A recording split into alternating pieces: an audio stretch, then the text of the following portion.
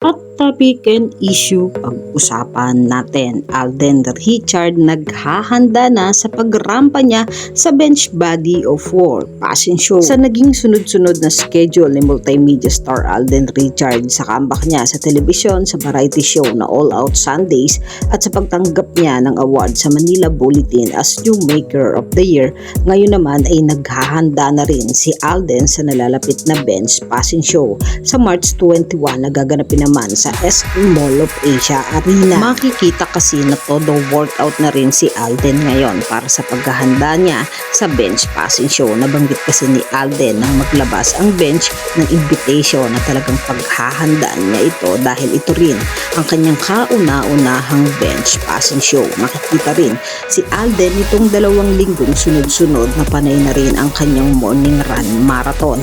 Nakasama nga niya ang Kimpaw at ang kaibigan at trainer ni Kat na si Coach Mauro. At nito lang linggo, bago pa man siya sumabak sa comeback niya sa All Out Sunday ay nakasama naman ni Alden sa marathon sina Barbie Fortesa at Christopher Martin. Mat hectic ang naging schedule ni Alden ngayon. Makikita sa kanya ang dedikasyon nito sa bawat trabaho at opportunities na dumadating sa kanya. Hilig naman ng mga fans ng Kat din ang magkasama si Alden Richard at ang ina ni Catherine Bernardo na si Mami Min. Marami mga netizen ang nagsasabi na bagay daw mag-ina si Mami Min at Alden Richard. Kayo mga katambalan, ano ang masasabi nyo? Mag-comment lang sa comment section at pag-usapan natin.